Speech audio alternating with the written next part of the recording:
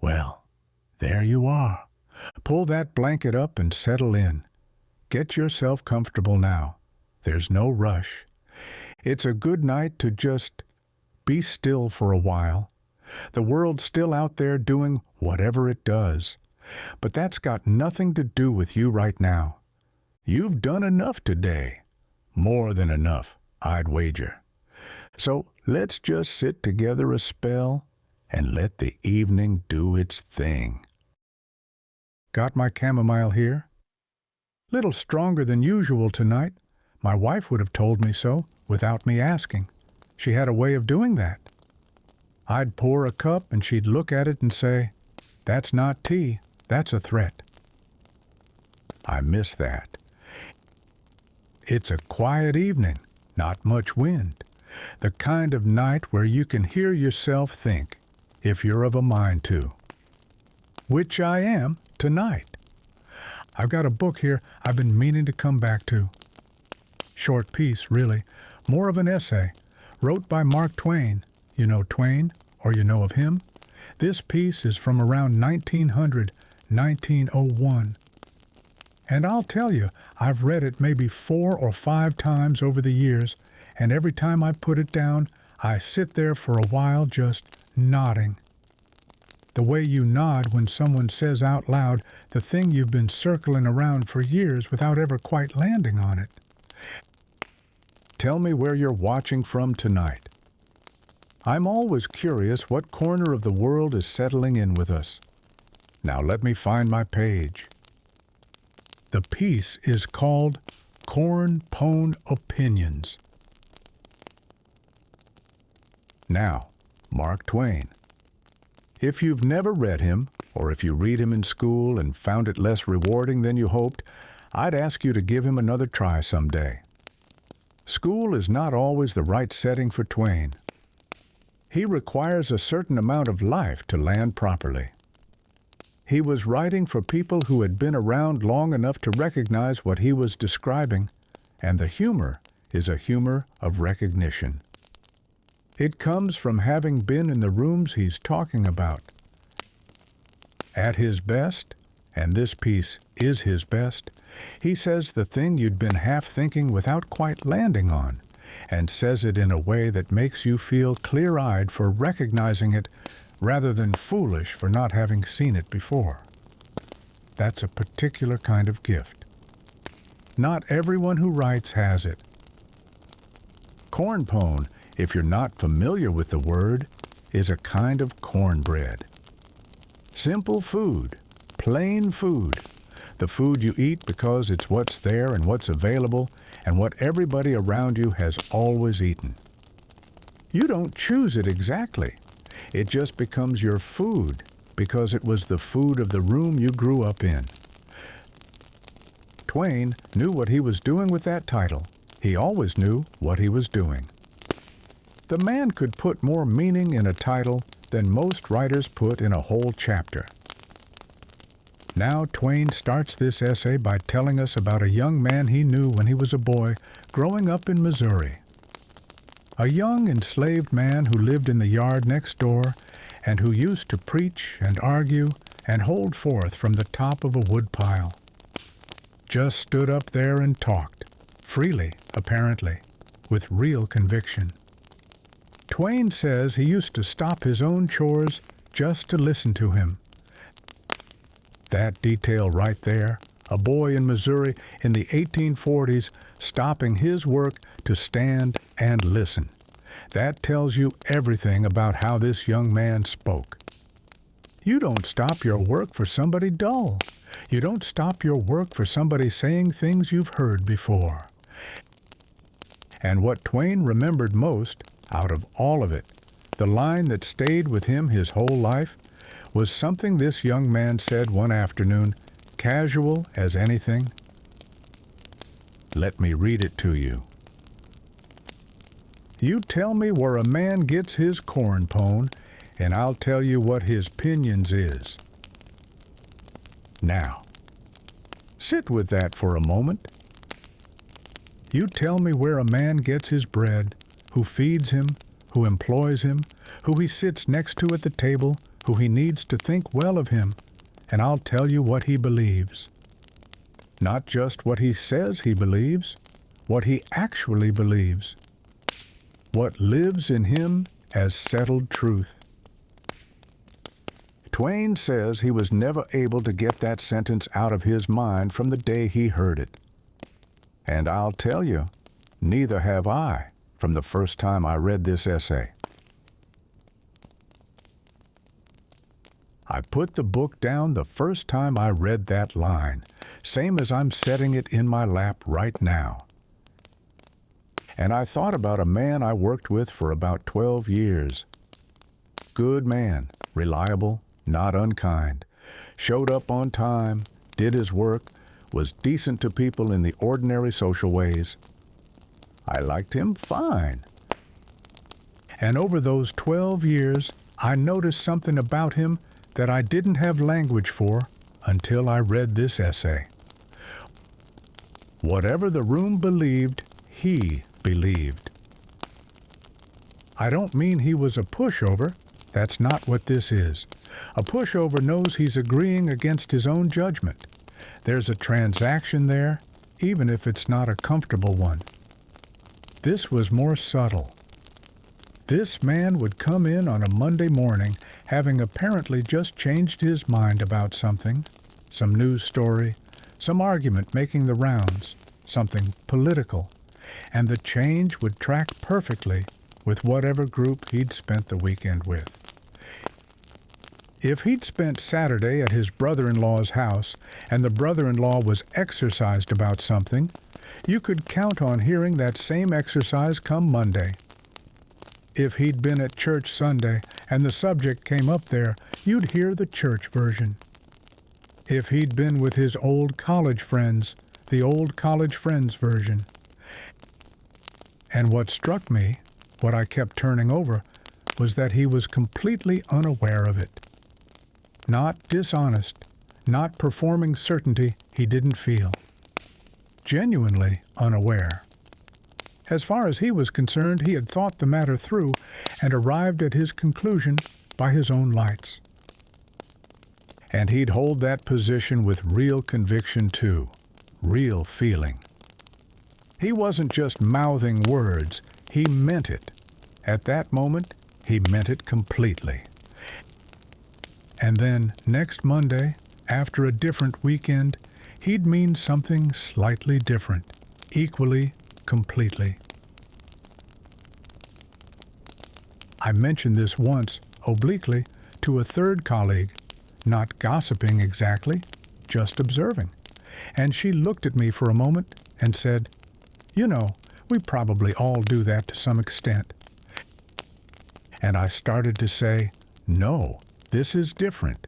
This is pronounced." And then I stopped. Because she was right. She wasn't letting him off the hook. She was putting me in the picture too. That's what the essay does if you let it. It starts as a portrait of other people and slowly, without any fanfare, becomes a mirror. The thing about a really good essay is that it never accuses you directly. It just arranges the furniture in such a way that when you sit down in the chair, you realize you're sitting in exactly the right position to see yourself. Twain was a master of that. You'd be reading along and you'd think, yes, this is about those other people, those people over there who do this particular foolish thing, and then you'd turn the page and find yourself on it. I've read writers who make you feel bad about yourself in a way that closes you down. Twain isn't like that. He makes you feel seen in a way that makes you want to look harder. There's a warmth to it, even when the observation is unflattering. He's not above any of it. He never pretends to be. But anyway, where was I? Twain goes on from the Corn-Pone line and builds the argument out carefully. But before I get to that, Let me just say something about how he writes, because it matters for how you receive this.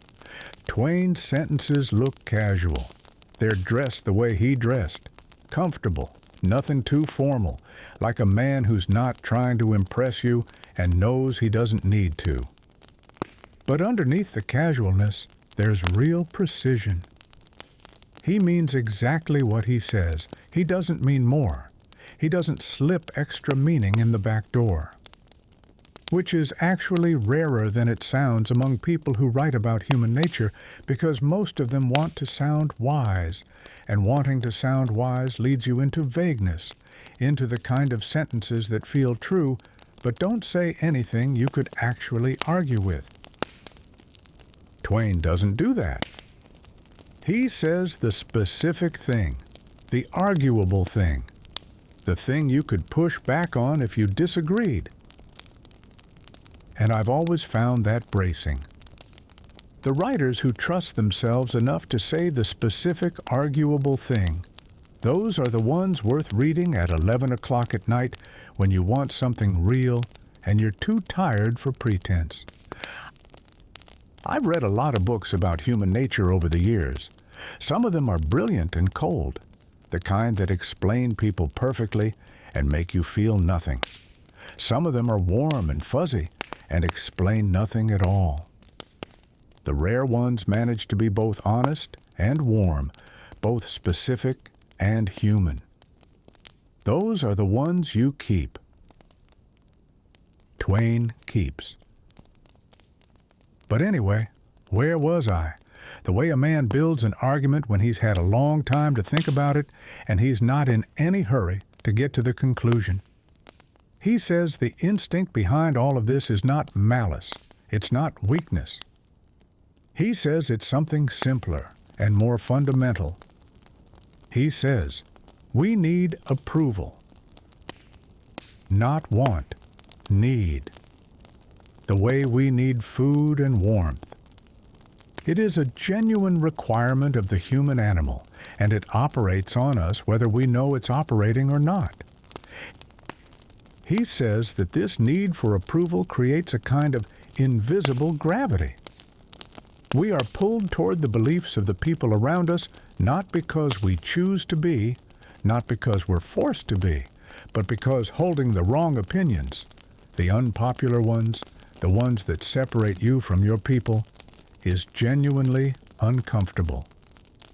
And we are built to avoid that discomfort. Here, let me find the passage. He writes, "Its name is public opinion. It is held in reverence. It settles everything. Some think it is the voice of God." And then, a bit later, self-approval is acquired mainly from the approval of other people. The result is conformity. Self-approval requires the approval of others first. We think we're checking inside ourselves for the right answer, but actually we're checking out the window first to see which way the neighbors are walking. And then we agree with ourselves that that's the right direction. And the agreement feels genuine. That's the key thing Twain keeps coming back to. The agreement feels genuine because by the time we've made it, it is genuine. We've absorbed the opinion thoroughly enough that it feels like ours. I want to tell you something that took me some time to get honest about. I held an opinion for about 20 years, a real settled, confident opinion about a particular kind of person. And it was my father's opinion. Completely. Lock, stock, and barrel. I hadn't examined it, I hadn't earned it through my own experience. It was just there when I arrived at the age when you start forming opinions, and it was in the air of the house, and I breathed it in the way you breathe in everything in the air of your house when you're young. My father sat at the kitchen table after supper, even on quiet evenings, with a kind of low-grade vigilance about him. Not anxious exactly, just watchful, as if the world required monitoring even when there was nothing particular to monitor. I used to think that was just his temperament, just how he was built. But the older I've gotten, the more I think he inherited that vigilance. That his father sat at a table with a similar watchfulness. That it got passed down without ceremony, without anyone intending to pass it the way an accent gets passed down or a way of setting the table. You just absorb it. It becomes the normal. And some of what my father was watching out for, some of those specific anxieties, those specific suspicions about certain types of people or certain ways the world might go wrong, those were inherited too. Passed down like furniture. Nobody picked the furniture out exactly. It was just in the house when they arrived, and it filled its corners, and after a while you stopped seeing it because it was just part of the room. I was well into my 50s before I looked at one particular piece of that furniture and thought, now where did that come from? And is it mine? And do I actually want it here? The answer to the last question, once I asked it clearly enough, was no. And I'll tell you, there is a specific kind of discomfort in letting go of an inherited opinion, even one you've decided you don't want. Because opinions from that deep down don't just pack their bags and leave when you've decided they're wrong. They have roots. You have to keep deciding, over and over, the same decision until eventually the roots dry up enough that it stops coming back with the old force. And even then, sometimes, under enough stress or tiredness, you'll feel the old familiar shape of it rise up again. Like a bad habit you broke 10 years ago that still whispers at you sometimes when things are hard. That doesn't mean the work was wasted. It just means this is how minds actually work. Slowly, with resistance, without the clean before and after of the stories we tell about changing our minds. The Corn-Pone sits deep. That's what I'm saying. Deeper than we'd like. Now, that could read as discouraging, and I think Twain knows that. But he doesn't let it be discouraging. He finds the whole business more wryly amusing than tragic. And I've come around to his view on that mostly. There's something almost not quite comforting, but something in knowing that this is simply how people are built. It doesn't make you foolish. It doesn't make you weak. It makes you human in a very specific and unremarkable way.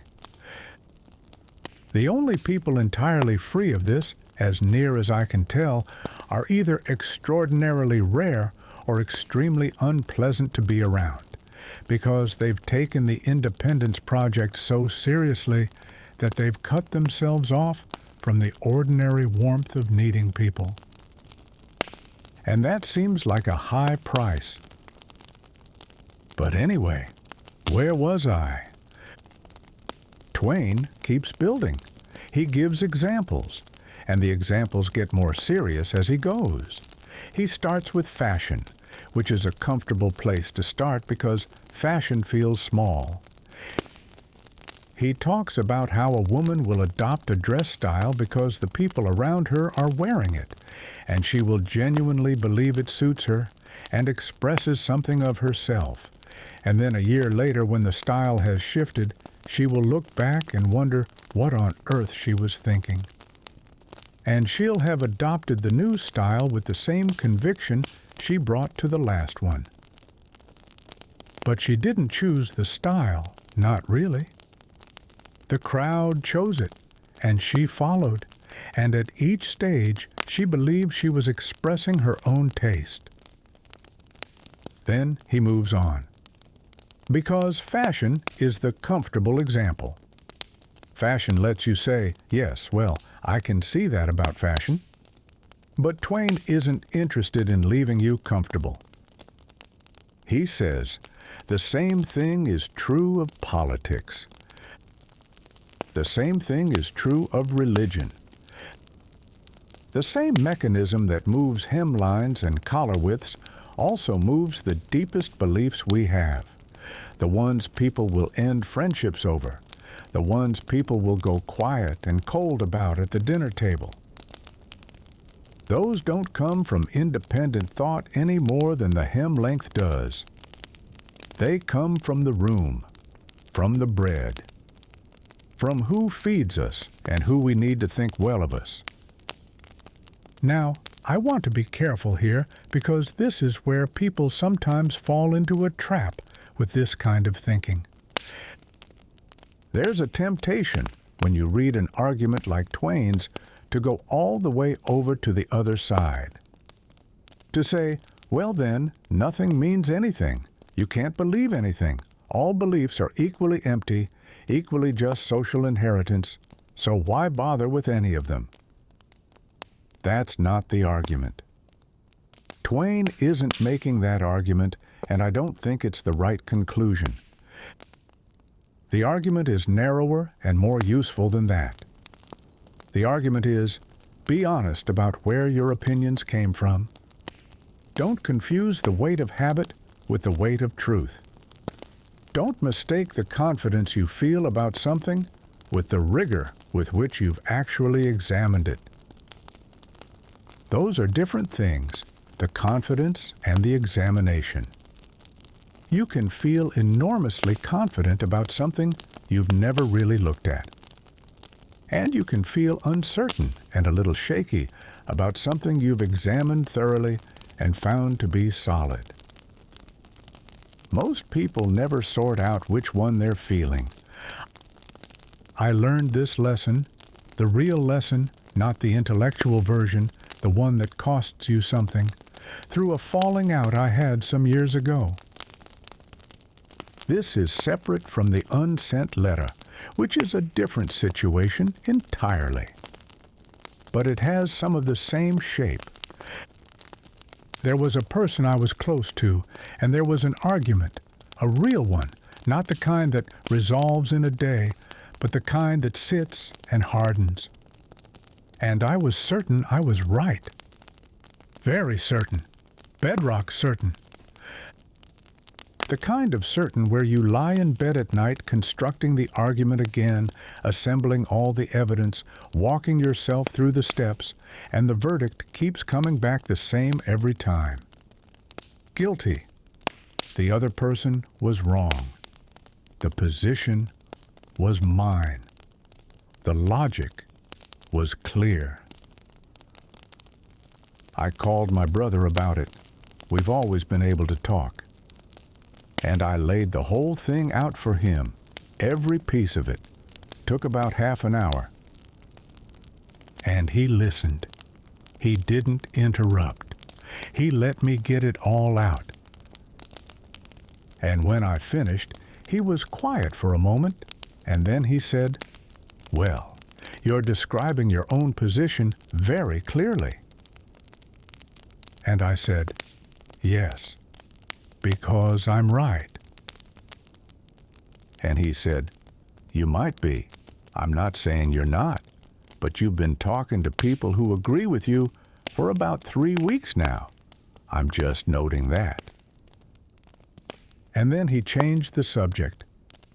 Didn't press, didn't make a production of it. Just set it there on the table the way Twain sets things, gently, without fanfare, and then talked about something else. I thought about that for a long time. He was right. I had been for 3 weeks feeding my certainty a very specific diet. Everyone I talked to about the situation had agreed with me, because I had, without quite realizing it, only talked to people who I already knew would agree with me. People whose Corn-Pone came from the same source mine did. And I'd sat in the agreement and called it thinking. The situation eventually resolved. I won't say how because it doesn't matter and it's not my best story. But what I've carried from it isn't the resolution. What I've carried is my brother's voice on the phone, not accusing, just noting. You've been talking to people who agree with you. There's a question worth asking yourself sometimes, not with a hammer, just with genuine curiosity. Is there anybody in your life who disagrees with you about the things that matter to you most? Not an adversary, not somebody you argue with for sport, but somebody whose opinion you respect, who sees things differently, who occasionally makes you actually uncertain about something you thought you were certain about. If the answer is no, if everyone around you more or less agrees with you about the big things, that might be worth noticing. Not necessarily worth fixing immediately, but worth noticing. But anyway, where was I? Let me find the place. Right. Twain makes a distinction in the middle of the essay that I think is his sharpest point and easy to miss because he delivers it conversationally the way he delivers most of his best lines. He says, there are two kinds of conformity.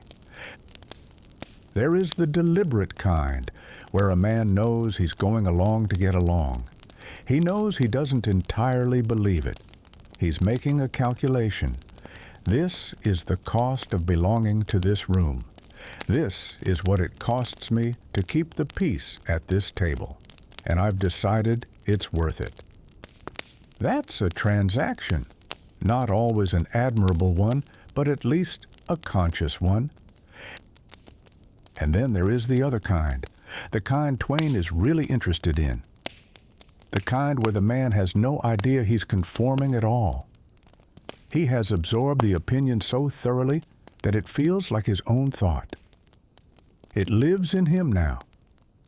He didn't choose it, but it's chosen him, and that's close enough to the same thing that he can't feel the difference. The deliberate conformist, Twain says, is at least playing the game with the cards face up.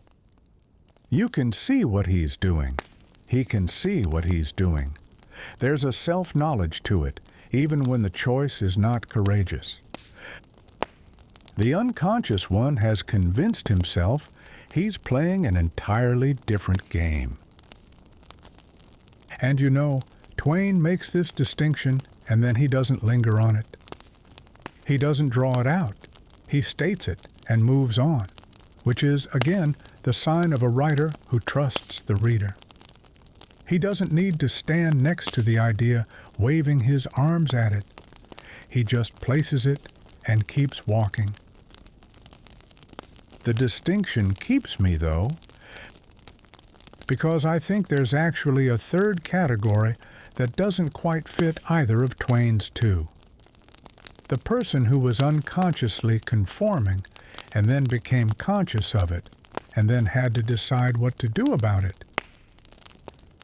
That's a strange place to stand, because once you've seen the mechanism, you can't quite unsee it. But you're also still in the room. You still need the bread. The social requirements haven't gone anywhere just because you've identified them.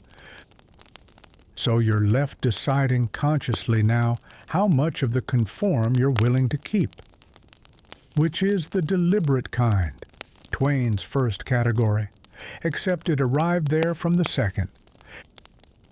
And that feels complicated, but I think it's actually where most thoughtful people end up if they're honest. Not the pure independent thinker. That person mostly exists in self-congratulatory essays and doesn't show up much in ordinary life. Not the fully unconscious conformist either. Something in between.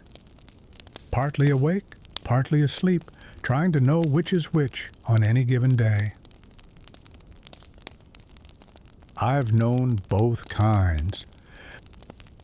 The deliberate conformist I can actually respect, in a certain limited way, not admire, but respect. Because there's a clarity to knowing what you're doing. You know where you stand, they know where they stand, and the transaction is visible. The unconscious one is harder, not because they're worse people, but because there's no lever. You can't have an argument with an opinion that doesn't know it's an opinion. You can't point to the seam because, as far as they're concerned, there is no seam. The opinion isn't sitting on top of them. It's grown into them. You can't grab hold of something that's grown in. The only thing that reliably moves those opinions, in my experience, is time. And changed circumstances. If the room changes, if the social circle shifts, if the source of the bread changes, if a person goes through something that requires them to rely on someone they'd previously dismissed, the opinions shift. Gradually, without announcement. The person never quite registers the move. They're already in the new position before they've noticed they changed. I watched this happen with the man I worked with for 12 years. The one I mentioned earlier. Late in the time we worked together, he went through a hard stretch. Nothing I need to describe in detail. It's his story, not mine. But his circumstances changed significantly. The room changed. The people around him shifted. And over the following year or two, some opinions he'd held with real conviction, the ones that had tracked so faithfully with his previous crowd, those opinions just softened. Didn't reverse exactly, but lost their sharpness, their certainty. He never acknowledged it. Never said, "You know, I used to think such and such, but I've come around." Just stopped saying the things the way he'd said them. And I watched it happen, and I thought, there it is. The Corn-Pone changed, and the opinions followed, and the man himself barely noticed the movement. Now, I want to be careful here again, because it would be easy to tell that story as if I'm positioned above it, looking down. I'm not. I've moved the same way myself more than once without registering it until later, and sometimes not registering it at all. I only know about the times I've caught it in retrospect. The times I didn't catch it are, by definition, invisible to me. That's the thing that keeps Twain's essay honest. The writer and the reader are in it together. There's a mercy in that, I suppose. Change without the pain of admitting you changed. But it's a strange kind of mercy. Because you can't learn anything from a change you didn't notice. You can't ask yourself what it means if you didn't see it happen. My wife once told me, this was maybe 30 years ago, one of those evenings where we were talking more honestly than usual. She said, "You know what I like about you? You're wrong often enough to be interesting." I wasn't sure, in the moment, if that was a compliment.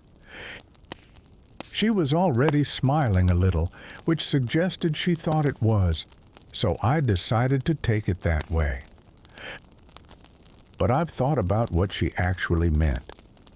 I think she meant, you have some relationship with your own fallibility. You don't seem to know you're wrong in the moment. Nobody does. But enough time passes, and you can see it. You can look back at your own positions from a distance and say, yes, I was working with incomplete information there, or I was letting what I wanted to be true do the work that evidence was supposed to do. There's a distinction there worth drawing. Between being wrong and being willing to be wrong. Everyone is wrong sometimes. That's just mathematics.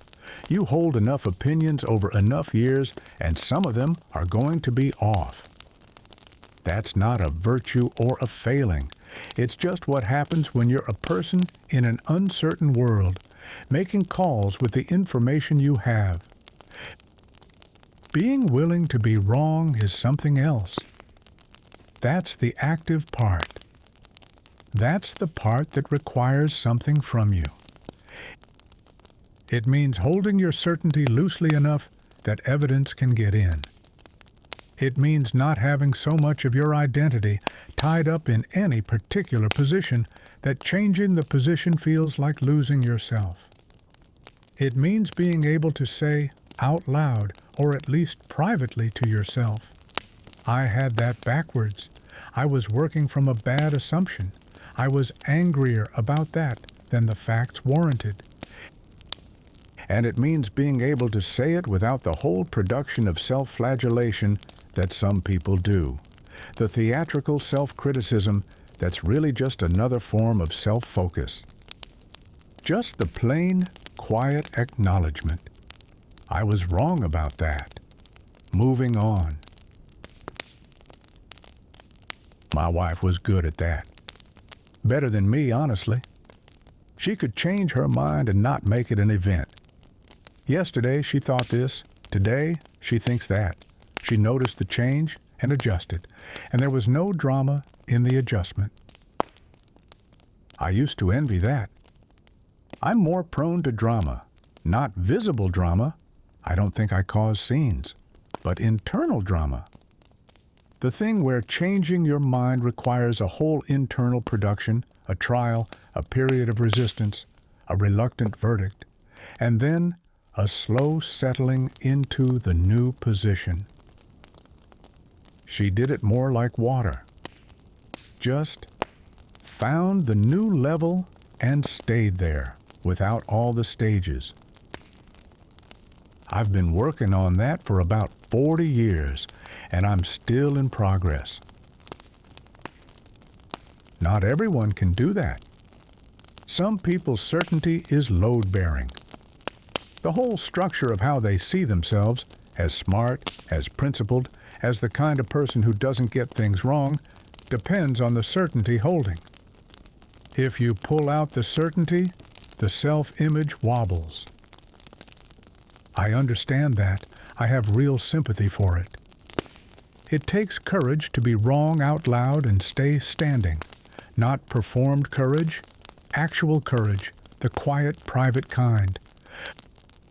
But I think the willingness to be wrong, the genuine willingness, not the kind where you say, of course I could be mistaken, with a confidence that suggests you don't believe it for a moment, that willingness is one of the things that makes a person actually interesting to talk to, actually interesting to be near, because it means their opinions are still alive. They haven't been framed and mounted on the wall.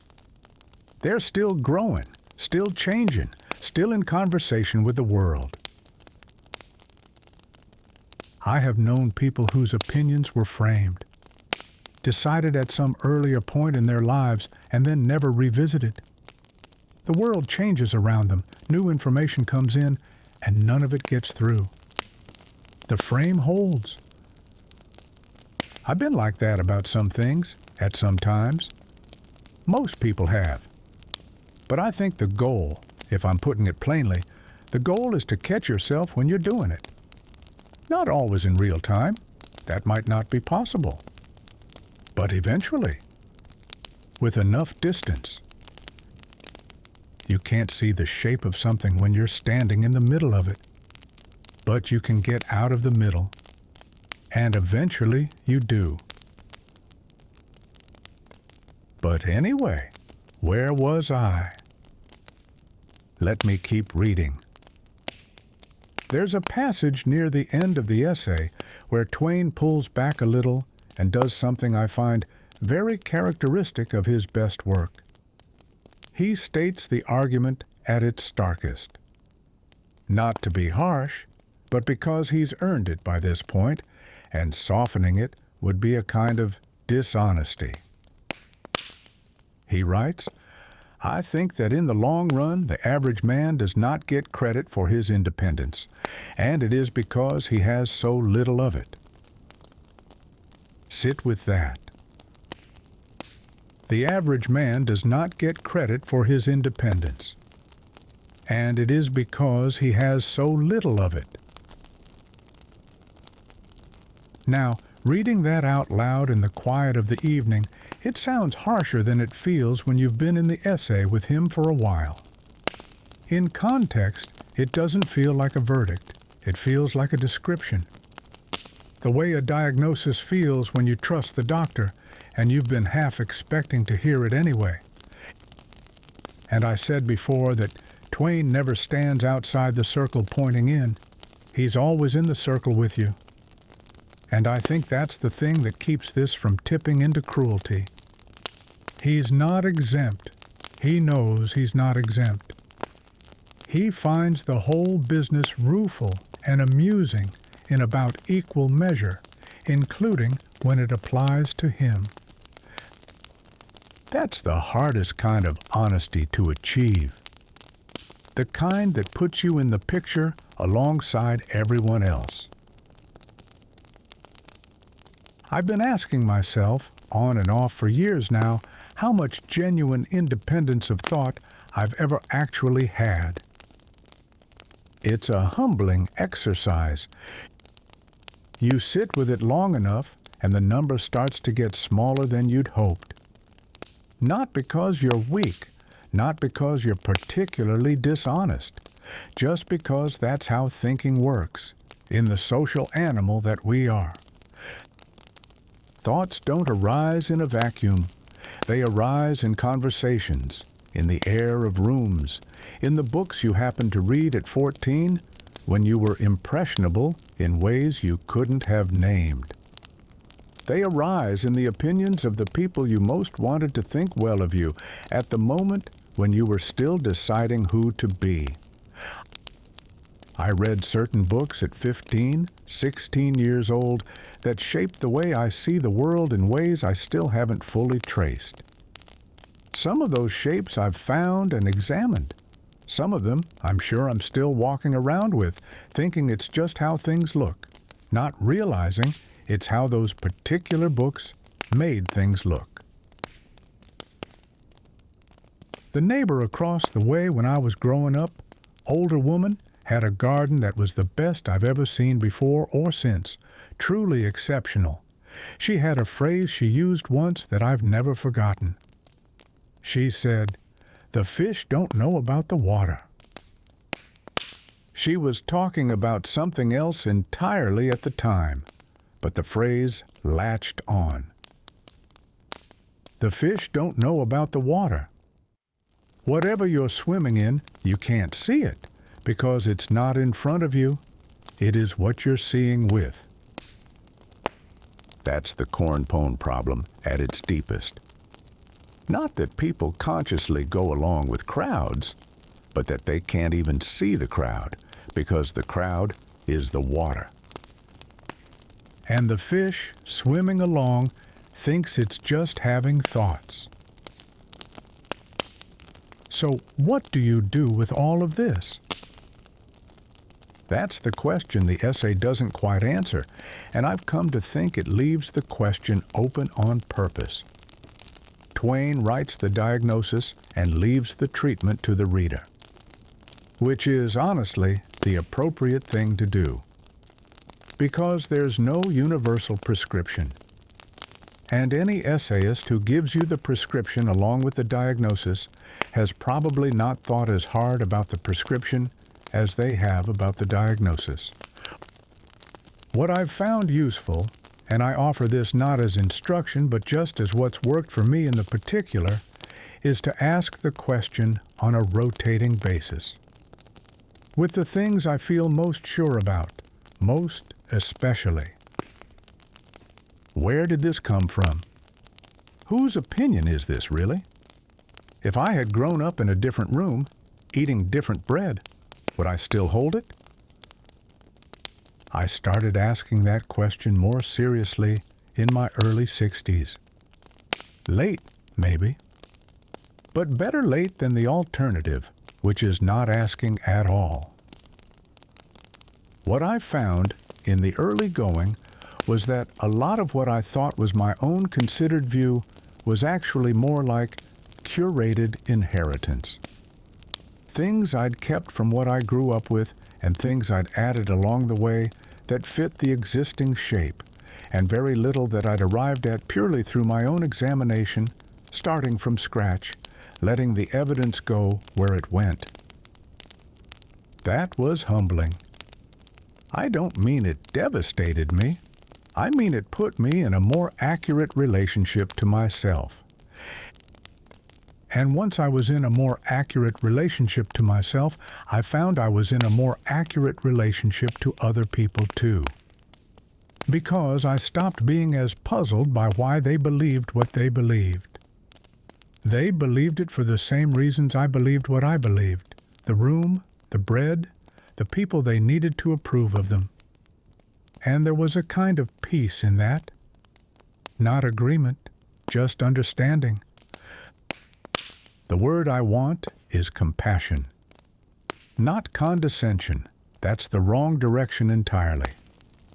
But genuine compassion for the whole business of being a person trying to figure things out inside a social world that keeps pulling your thinking toward the nearest available crowd.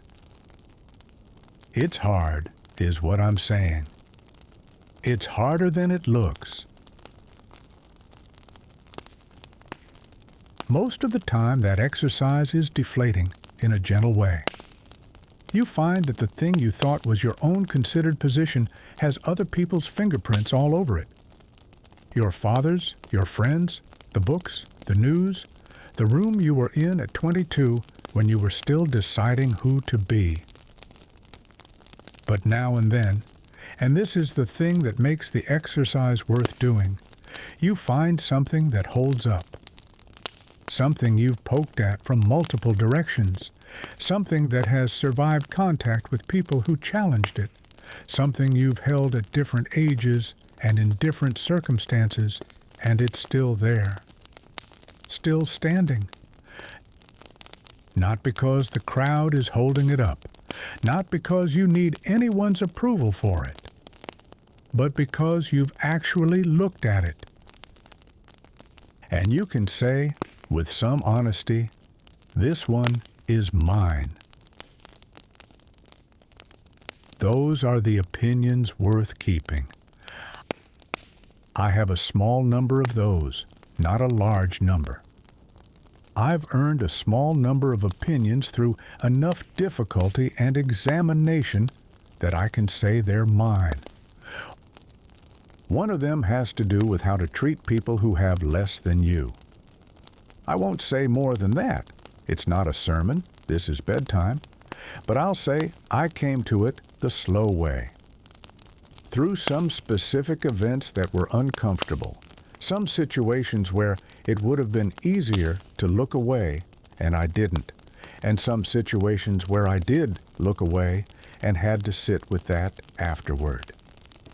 The opinion got tested, and what I found on the other side of the tests is something I can stand behind. One of them has to do with what makes a life feel like it meant something. I came to that one late. Took most of my 50s to get there. It's simpler than I thought it would be, which is usually how the true ones go. And there are a few others. Modest collection. The rest, I hold the way you hold a tool you're not sure you'll need, in the hand but not clutching. Ready to set down. The rest you hold a little more lightly, which I've found is probably the right way to hold most things anyway. There's one more thing about this essay I want to mention before I put it away for the night. It's not something Twain says directly. It's something in the margin, in the fact of the thing's existence. He wrote this piece in 1900, 1901, somewhere in that range. And he didn't publish it. He put it in a drawer.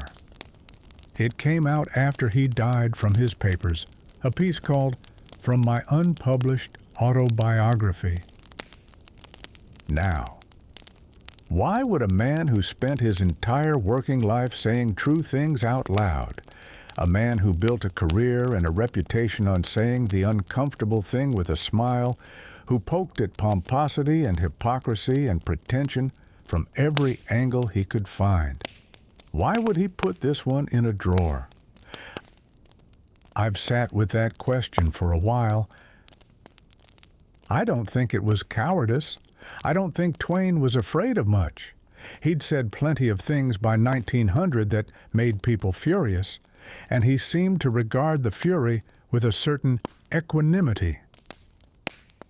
I think it's because this essay cuts closer than even he was entirely comfortable with.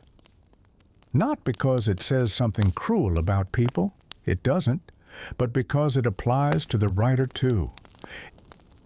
Even Twain, the great contrarian, the independent voice, the man who seemed to answer to no one, even he got his corn-pone somewhere.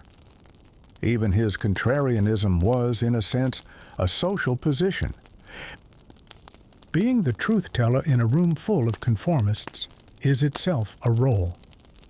And roles have audiences. Roles have approval structures. The audience applauds the truth-teller, and the truth-teller feels the warmth of that applause. And whether he knows it or not, that warmth shapes what he says.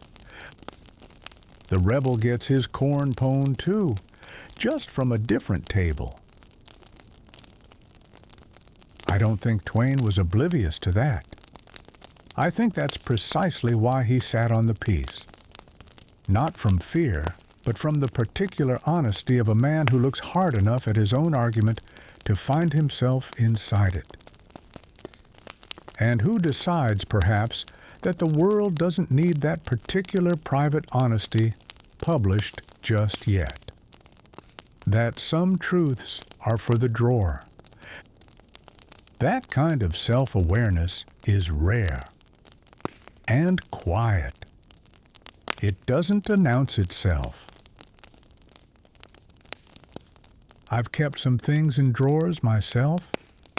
Not just the unsent letter, that's in a box actually, in the back of a closet somewhere, and I've mentioned it before.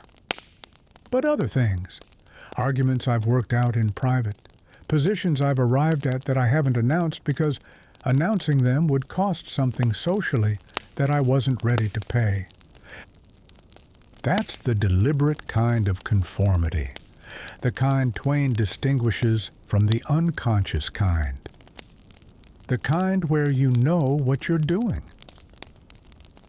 I'm not proud of every instance of it, but I understand why people do it, including why I have done it. Because belonging to a room has value. Because there are people in the room you love, and love is not nothing, and sometimes keeping the peace at the table is the right choice. The question is whether you keep your private counsel alongside the social peace, whether you know what you're trading, whether the drawer has things in it, as opposed to the opinion simply not existing. I've found over time that the drawer can coexist with the room, that you can belong to people and still have an interior life that is yours, that the private version of yourself and the social version don't have to be in conflict. The trouble only comes when you forget the drawer is there, when the social version crowds out the private one entirely, when you stop sitting quietly with yourself and just live in the room full time with no other address. That's when you've lost something. Not your integrity exactly, that word is too formal, but your interiority. The part of you that has doubts and half-formed observations that don't fit the room and aren't meant to. The part that reads a Twain essay in the quiet of a late evening and just nods. that self needs tending. Even just a little. Even just on evenings like this one. Twain's drawer had things in it. This essay is proof of that. I'll close the book now. Set it on the table here by my mug. The chamomile has gone cold. That happens when I start talking. My wife used to say I could cool a cup of tea with my voice alone, not meaning the temperature, meaning I'd get going and forget to drink it. She wasn't wrong. I keep thinking about the young man on the woodpile, the one Twain listened to as a boy. What Twain remembered about him wasn't the whole argument, wasn't the full speech, the context, the rhetoric. Just one line. One observation, plain as bread, delivered without ceremony, and then presumably on to other things. And that one line outlived the speaker by about 200 years at this point. Still going. There's something in that about how truth travels.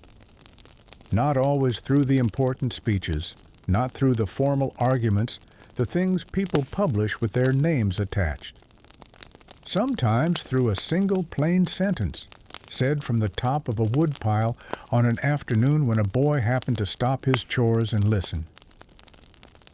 Most of the things I've carried through the years are like that. Not the formal lessons, not the things that were designed to teach me something. The sideways things, the things that were said for some other purpose and snagged on the way past. The neighbor and her garden. My wife and how I held my mug. My brother on the phone, quiet after I finished talking, just noting something and then moving on. The fish don't know about the water. You tell me where a man gets his corn-pone.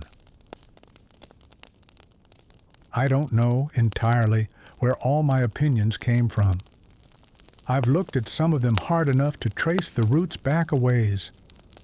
Others I'm still discovering. And I suspect there are some I'll carry all the way to the end without ever quite seeing them clearly. That's all right. The asking is the thing, not the having of all the answers. The willingness to ask on a quiet evening, with the fire low and nobody watching, whose bread am I eating here? And is it mine? Most honest questions are like that. They don't arrive with answers attached. They just sit there and wait for you to be honest enough to keep looking. Twain understood that. He put the essay in a drawer and let it be true in private, and that was enough for him. I think there's a kind of wisdom in that, too. Not every truth needs to be said out loud. Some of them just need to be known. And you carrying this one quietly in whatever corner of the world you're settling in tonight, that's enough. There's a reason this essay has stayed in circulation for 100 years, passed from reader to reader without much fanfare. Not a famous piece, not the one people quote at dinner parties. But it gets passed along, quietly, because it's the kind of true that people want to think about privately. Not the kind of true you stand up and announce. The kind you sit with in the quiet and let do its work slowly, over time, in the way slow things work, which is deeper and more lasting than the fast kind. I've given this essay to 3 people over the years. Didn't say much about it, just said, "Here, this is short, worth 20 minutes." And in each case, the person came back a little quiet. Not troubled, just quiet in the way you get quiet when something has rearranged the furniture slightly and you're still figuring out where everything is now. That's about the best thing a piece of writing can do, I think. Rearrange the furniture slightly. Not blow the walls out. Just shift a chair a few inches to the left, so the room looks a little different. The fire's low. Cat is settled. There's a quiet outside that's doing what quiet does, which is mostly nothing, and nothing is fine tonight. More than fine. Let your thoughts go slow now. Whatever you've been turning over today, you don't need to solve it tonight. The question will be there in the morning if it's worth keeping. And if it isn't, well, you'll know by then. Most things sort themselves out. Not always the way you hoped, but they sort. And I suppose that's the thing about it, really. Some things don't need an ending.